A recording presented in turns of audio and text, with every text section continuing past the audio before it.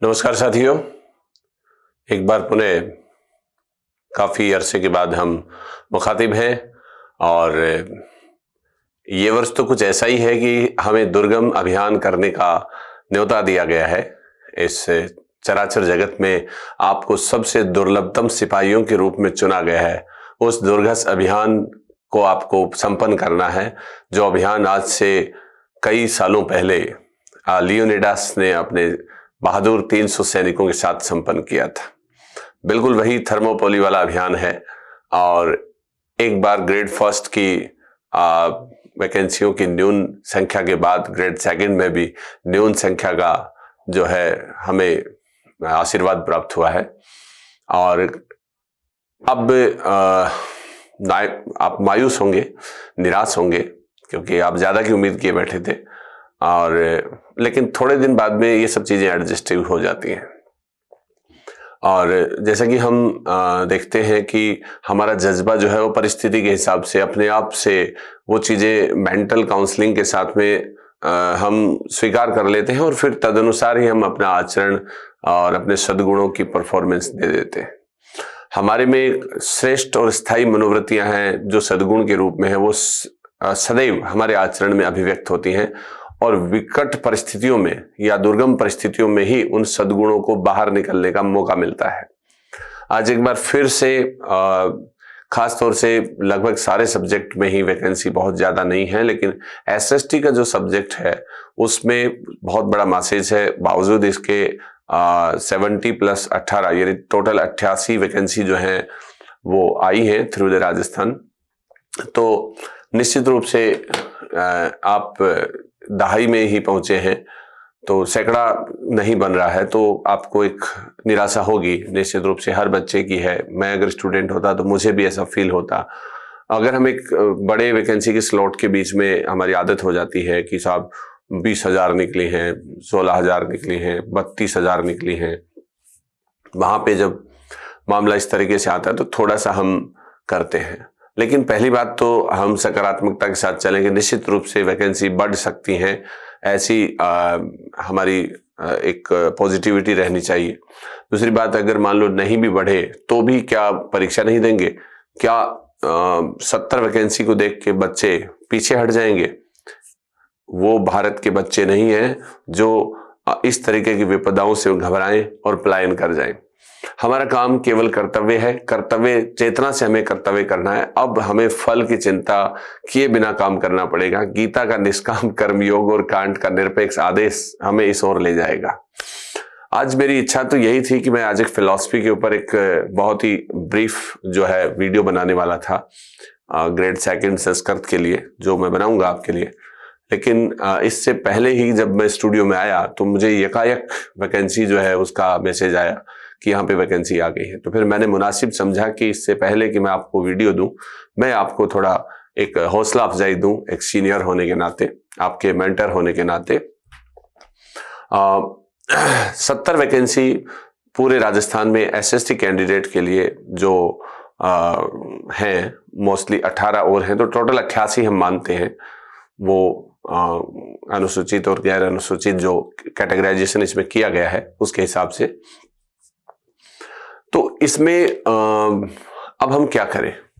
हमारे पास में grade first की तरफ भी जाने का फिलहाल कोई विकल्प नहीं है, क्योंकि हम अगर लंबे समय से इस तैयारी में जुटे हैं तो हमें यही करनी चाहिए। क्योंकि जैसे ही वैकेंसी बढ़ जाती है और फिर आप यहाँ पे स्किप कर गए और वहां भी कोई बहुत ज्यादा वैकेंसी नहीं है, तो आपको कोई अच्छा अल्टरनेट वहां पे मिले कि साहब वहां पे बहुत बड़ा बल्क है और मैं इसको स्किप करके वहां जाऊं तो मुझे ज्यादा बेनिफिट हो सकता है, ऐसी संभावना वहां भी नहीं है। बराबर का तोला है। तो ये एक स्टूडेंट के साथ में जस्टिस है दोनों तरफ ही, कि जो बच्चा जहां पे है वो वहीं पे रहे, स्वस्थ रहे, अर्थात स्वयं स्थित रहे, वो इधर उधर जो है पलायन ना करे। और इसके लिए ग्रेड फर्स्ट और ग्रेड सेकंड दोनों की वैकेंसी लगभग more and less equal state पे आ गई है। अब सेकंड ग्रेड वाले बच्चे सेकंड ग्रेड में ही लगे रहेंगे और ग्रेड फर्स्ट वाले बच्चे हैं वो ग्रेड फर्स्ट में लगे रहेंगे, और रीट वाले बच्चे अपनी तैयारी कर ही लेंगे। और रीट, ग्रेड सेकंड और कुछ एक चीज़ें जो हैं कॉमनली होती हैं तो आप उनको कॉमनली भी काम में ले सकते हैं। जैसे कि आरएस का जनरल स्टडी वाला जो पोर्शन है, मतलब जो प्रीलिम्स का पार्ट है, वो एसएसटी के बच्चों को स्पेशली पे कर देगा। और ग्रेड सेकंड में भी उसको पे करेगा, ग्रेड फर्स्ट के जनरल नॉलेज वाला जो पेपर है उसमें पे करेगा, तो और आरएस के मेंस वगैरह में भी करेगा। तो इस तरीके से एक बहुत ही आपके पास में मल्टीटास्किंग जो है टाइम है इस समय। आरएस का भी वैकेंसी है आया हुआ है और उसकी प्रीलिम्स जो है प्रपोज्ड है, तो वो भी आपको देनी है और रीट का भी देना है। तो लगभग थोड़ा थोड़ा आप इस तरीके से मैनेज कर सकते हैं कि जो कॉमन सा सिलेबस है उसको आप एक साथ निकालते रहो, और फिर जैसे ही आपका एग्जाम आता है तो वो जो पर्टिकुलर उस एग्जाम का सिलेबस है उसके साथ आप बने रहो, तो फिर आपका ठीक हो जाएगा। चूंकि अब सारे बच्चे एक ही पोजीशन में हैं, सब बच्चों की लगभग कमोबश एक जैसी स्थिति है, तो कोई बहुत ज्यादा रोने धोने की आवश्यकता है नहीं। और जब हमारे पास में एक कटु सत्य होता है कि हमारे सामने ये चीज है, तो फिर उससे शिकायत करने का भी कोई ज्यादा मतलब रहता नहीं है। बिना किसी आलाप किए हुए, बिना किसी तरह के विघ्न के साथ आप अपनी तैयारी में निरंतर बने रहें, और जो कर्तव्य पथ पर अब बना रहेगा वही गीता के निरपेक्ष आदेश निष्काम कर्म योग की प्राप्ति करेगा। क्योंकि अब जो बच्चे डिस्कशन में अपना टाइम खराब करेंगे कि यार कम वैकेंसी है, क्या करूं, मुझे रीट में जाना चाहिए क्या, मुझे वहां जाना चाहिए क्या, या फिर मैं कोई पटवारी की दे लूं क्या, मैं उसकी दे लूं क्या, तो मैं समझता हूं कि हर तैयारी जो है, हर परीक्षा जो है वो एक ऐसी तैयारी मांगती है जिसमें आपको परफेक्ट होके जाना पड़ता है। जो बच्चे ऑलरेडी उसको अचीव कर रहे हैं, उस तैयारी के पथ के ऊपर चले हुए हैं, उनको आप ऐसे उछल के compete नहीं कर सकते हो। तो आप अपनी दशा और दिशा को बदले नहीं, आप जिस लाइन में बने हुए हैं उसमें बने रहें, और निश्चित रूप से आपके साथ में बेहतर होगा। और ऐसे मान लो कि अगर वैकेंसी नहीं भी बढ़ी तो आपका एक प्री ट्रायल हो गया है कि एक बड़ी वैकेंसी और भी आएगी प्रोबेबली, तो उससे पहले का आप अपने आप को एग्जामिन कर लोगे। इस एग्जामिन करने के प्रोसेस में अगर आप पास हो गए तो बहुत ही अच्छा है, ये सोने पे सुहागा है। लेकिन सुहागे से पहले सोना तो बनना जरूरी है ना। ऐसे तो नहीं है कि भाई मिट्टी के ऊपर सुहागा कोई काम करेगा। तो सोने को बहुत ज्यादा स्प्लेंडिड और उसको परिष्कृत और उसको जो है त्रुटि मुक्त करने के लिए या अशुद्धियों से मुक्त करने के लिए सुहागे का काम लिया जाता है। तो इस खेल में अगर आप सोना बनते हैं तो सुहागा भी चयन के साथ में आपको मिल सकता है, और नहीं तो सोना तो आप रहेंगे ही। नेक्स्ट भर्ती में आप आभूषण के रूप में पल्लवित और पुष्पित हो ही जाएंगे, मेरा ये मानना है।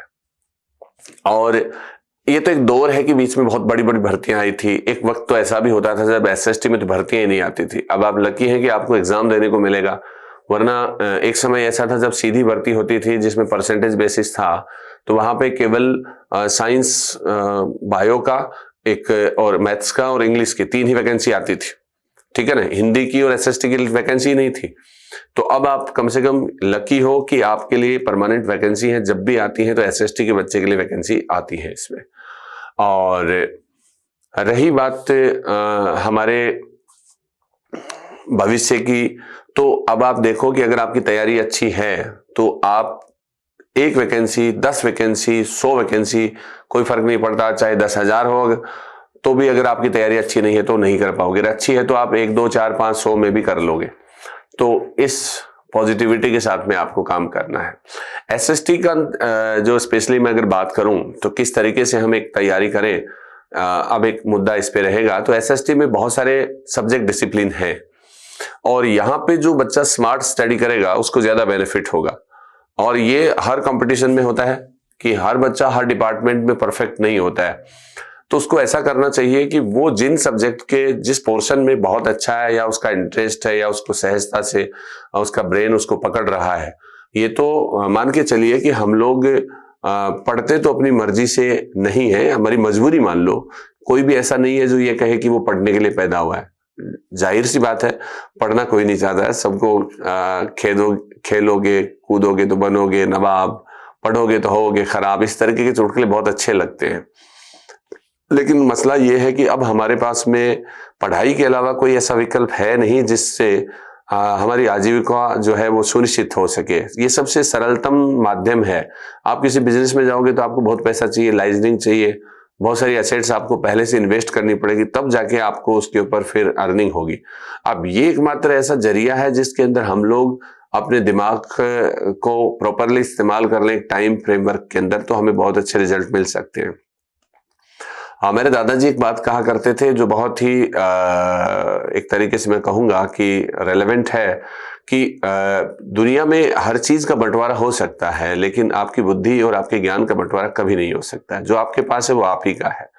तो इस तरीके से अगर आपने कुछ अचीव किया है, बेहतर अचीव किया है, तो वो इस पड़ाव पे आपको काम दे ही देगा, और इस पे नहीं तो दूसरे पे सही, उस पे नहीं तो तीसरे पे सही।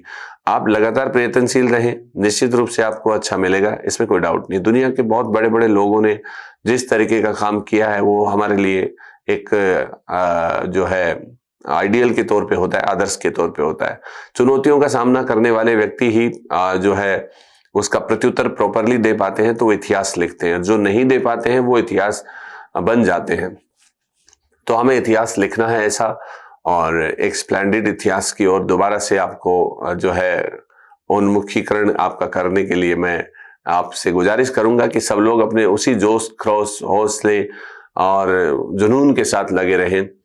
इतिहास गवाह है कि चाहे चंद्रगुप्त मौर्य रहा हो, चाहे जलालुद्दीन मोहम्मद अकबर की विषम परिस्थितियां रही हो, चाहे बाबर की रही हो, चाहे हर्षवर्धन सम्राट की रही हो, किस तरीके से सब कुछ गड़बड़ होने के बावजूद भी उसने एक वर्धन वंश को बहुत बेहतरी से चलाया था।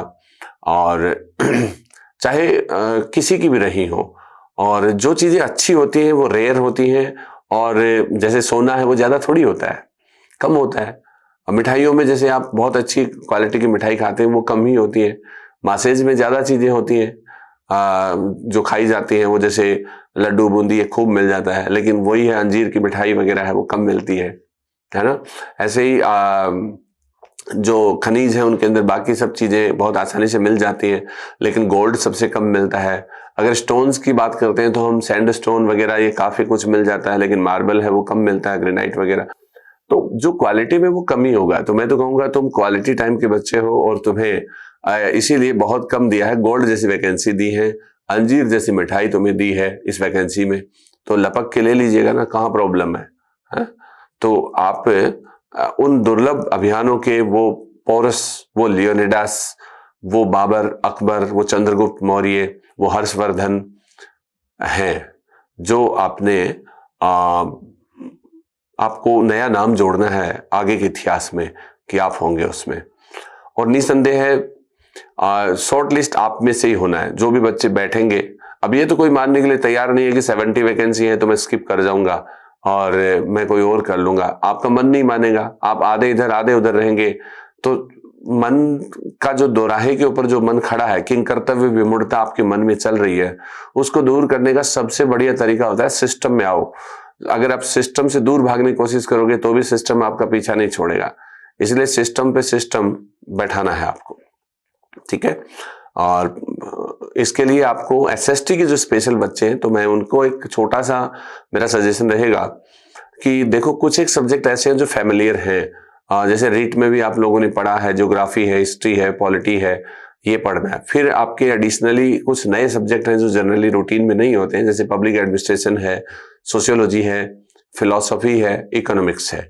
तो इसमें से आप एक स्मार्ट वर्क कर सकते हैं। 3 तो आपके बेस सब्जेक्ट हैं ही हैं, उनको आपको बहुत बेहतरी से करना है। अगर आपको हिस्ट्री के साथ में समीपता रखनी है या हिस्ट्री में परफेक्शन प्राप्त करना है, तो फिलॉसफी का पार्ट बहुत फेमिलियर है उसके लिए। जैसे फिलॉसफी का आप देख सकते हैं कि जो वेद हैं, उपनिषद हैं, जैन है, बौद्ध है, और गांधी दर्शन है, गीता का है, ये सब कुछ हिस्ट्री में भी है और फिलॉसफी में भी, तो कॉमन सा सिलेबस है। इसके अलावा पनिशमेंट थ्योरी है, दंड का सिद्धांत है, ये सोशियोलॉजी में है। और फिर जो आपके सुकरात वगैरह हैं, सोक्रेटिस वगैरह जो हैं, और कांट हैं और देकार्त हैं, ये प्योर वेस्टर्न फिलॉसफी है, जिसको थोड़ा सा आप देखें, थोड़ा पॉलिटिकल साइंस में भी आप फेमिलियर फील करेंगे इसको, प्लेटो वगैरह में। प्लेटो का डायरेक्ट तो नहीं है, तो इस तरीके से फिलॉसफी का सिलेबस बहुत छोटा है। तो चौथा सब्जेक्ट आप कंपलसरी रूप से फिलॉसफी मान सकते हैं। अब आपके पास में ऑप्शन बचता है कि इकोनॉमिक्स, पब्लिक एडमिनिस्ट्रेशन और सोशियोलॉजी। तो देखो, इसमें आप सोशियोलॉजी पढ़ने में सहज सी है, कोई ज्यादा प्रॉब्लम है नहीं। हिस्ट्री और फिलॉसफी और फिलॉसफी जब आप पढ़ोगे तो सोशियोलॉजी आपको बेहतरी से समझ में आ जाएगी। अब मसला रहता है पब्लिक एडमिनिस्ट्रेशन और इकोनॉमिक्स का। तो इसके अंदर आप अप्लाइड इकोनॉमिक्स पढ़ सकते हैं। थ्योरी वाली इकोनॉमिक्स अगर आपको थोड़ी पैनिक लगती है तो आप उसमें एक स्मार्ट वर्क करके कुछ पोर्शन को आप स्किप भी कर सकते हैं। और उसके कुछ ऐसे शॉर्ट नोट्स जो कि भाई नॉर्मली आ जाएगा तो आप कर देंगे, और बहुत ज़्यादा डेप्थ में जो आपकी समझ में नहीं आ रहा है कुछ, तो आप उसको थोड़ा स्किप भी कर सकते हैं। पब्लिक एडमिनिस्ट्रेशन, पॉलिटिकल साइंस के साथ रिलेवेंट जो पोर्शन है उसको आप कर सकते हैं। लेकिन मेरा कहने का मतलब करना तो सभी है, बट एटलीस्ट आपको 4 सेगमेंट बहुत पावरफुल करने हैं, और इन 3 के अंदर आप अपनी पसंद के हिसाब से थोड़ा स्मार्ट वर्क करके अपनी तैयारी को बहुत बढ़िया शेप दे सकते हो। ये एक बेहतरीन रणनीति रहेगी इसके अंदर आपकी। और बाकी साइकोलॉजी का जो पार्ट है और जो मैनेजमेंट का पार्ट है, जो टीचिंग मेथड्स वगैरह जो हैं, तो वो तो आपको देखना ही देखना है, और रूटीन में ये सब हो जाएगा। जो आप कर रहे हो उसमें बने रहो, भरोसा रखो उसमें, आस्था रखो, और लगातार उसमें निरंतरता रखो, और प्रैक्टिस करते रहो, मनन चिंतन ध्यान करते रहो, शारीरिक रूप से मजबूत रहो, मानसिक रूप से मजबूत रहो। फालतू के जो रूमर्स हैं उनके संपर्क में आप ना रहें। नेगेटिविटी जो लोग डिस्कस करते हैं, जो बच्चे डिस्कस करते हैं, उनसे दूर रहो। हमेशा एनर्जाइज रहो, और पूरी तरीके से इस आशा के साथ में लगे रहो कि तुमसे बेहतर कोई नहीं है।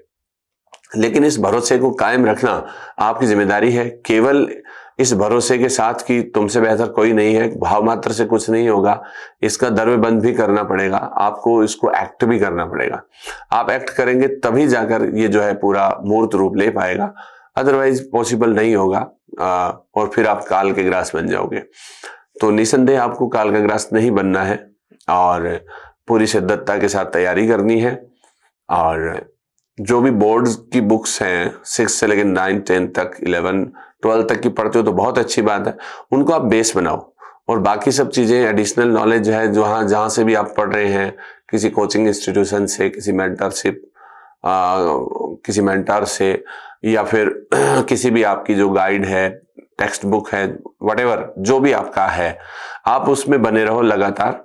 और आजकल अब ऐसी चीजें कुछ रही नहीं है कि आपको पता नहीं हो और मैं कुछ अलग बता रहा हूँ। बस जो कर्तव्य पथ आपने चुना है और उसके ऊपर आपको लगातार बने रहना है। मेरा यही मानना है कि जो बने रहेंगे, मान लो वैकेंसी बढ़ गई और आपने लंबे समय से तैयारी छोड़ दी कि यार मेरी इतनी वैकेंसी में तो मेरा कुछ नहीं होगा, मैं तो आराम से शादियों में जा जाके जिमूंगा, मैं तो आराम से गेम्स देखूंगा, IPL आ जाएगा, कभी कोई और आ जाएगा। तो आप उन कसायों के साथ, उन लालचों के साथ, उन बंधनों के साथ चले जाओगे, उन वासनाओं, इच्छाओं, तृष्णाओं और वितंडाओं के साथ चले जाओगे, तो फिर आप अनुशासित नहीं रहोगे। तो फिर इसका फायदा उनको मिलेगा जो इस रेस में लगातार बने हुए हैं और इस रेस में भरोसा किए हुए अपने भविष्य को देख रहे हैं। तो ये फर्क रह जाएगा तुम्हारे और उन बाकी बच्चों के बीच में जो रात को जाग रहे हैं, जो दिन को पढ़ रहे हैं, रात को भी पढ़ रहे हैं, जो दिन रात को एक किए हुए हैं, और जो समय की दूरियां मिटा रहे हैं, और जो ना अतीत पे अफसोस कर रहे हैं, ना भविष्य को लेकर कोई उनको डर है, ना भविष्य उनको अंधकार में दिख रहा है, वो केवल वर्तमान में जी रहे हैं। और तुम अतीत को कोस रहे हो और भविष्य के प्रति आप पूरी तरीके से जो है डरे हुए हो, या फिर आपको कोई आशा नहीं है, आप हताशा में जा चुके हो। तो निसंदेह आप इंटेलिजेंट हो सकते हैं, आपकी अच्छी तैयारी भी रही होगी, लेकिन आपका ये ट्रैक जो है आपको उससे पथ विचलित कर देगा और आपकी गाड़ी जो है वो एक दूसरी लाइन पे चली जाएगी जो डेंजर एंड में जाएगी, जिसका एंड जो है वो केवल आपका जो है असफलता है।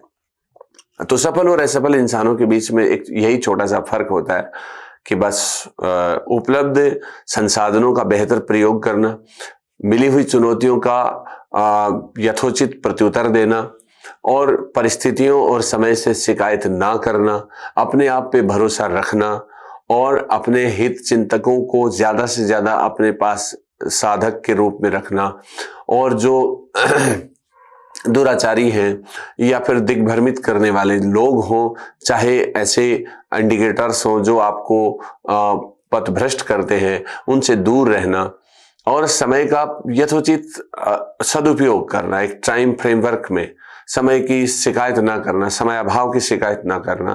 भारत में क्या है, समय बहुत है लोगों के पास में और उसको नष्ट करने के साधन भी बहुत हैं, और वो समय अभाव की शिकायत वही लोग करते हैं जो सबसे ज्यादा समय को नष्ट करते हैं। रूठे रब को मनाना आसान है, बीते वक्त को लाना मुश्किल है। समय निकलने के बाद में अफसोस के अलावा कुछ नहीं होता है।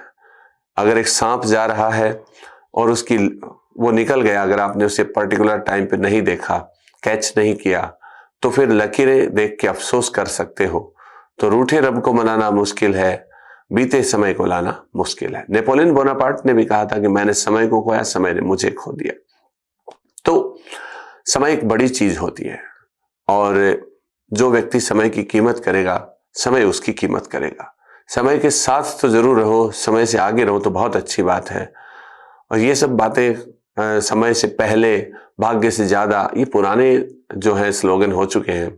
अब आप समय से आगे चलो तो ज्यादा फायदा है। एटलीस्ट समय के साथ तो चलना ही चलना है आपको। तो ये है। तो इस तरीके से आप बेहतरी से अपने हर पहलू को जियो, आनंदित रहो, खुश रहो। तैयारी कर रहे हो, कोई अपराध थोड़ी कर रहे हो। वैकेंसी कम आई है, वो नहीं आई उससे तो अच्छी है ना। 1 डेढ़ 2 साल तक वैकेंसी नहीं आई तो कम से कम आई तो है, कुछ कहने के लिए, कुछ करने के लिए है तो सही। आशंकाओं के उस संसार में जी रहे थे जहां पे बातें तो हो रही थी, ये होगा वो होगा, क्या पता नहीं हो, तो हौसले टूट ही जाते हैं ना। अब तो आपके पास में लक्ष्य ही आ गया है ना। शिकायत तो केवल इतनी है कि कम आई है, मिला तो है ना। तो कोई शिकायत नहीं करनी, जितना मिल गया ये कम नहीं है। और जिसको ये समझ में आ गया उसकी जिंदगी में कोई गम नहीं है। तो मेरे हिसाब से आपके लिए आज इतना काफी है। बाकी मैं आपका फिलॉसफी का जो वीडियो है वो जल्दी ही अपलोड कर दूंगा। धन्यवाद। बाकी बिल्कुल घबराना नहीं है, टेंशन लेनी नहीं है, और कोई भी आपको नेगेटिविटी के साथ में कुछ भी बोले, कुछ भी कहे, आपको अपने कर्तव्य पथ पे अडिग रहना है। धन्यवाद सभी का। मिलेंगे एक नए वीडियो में।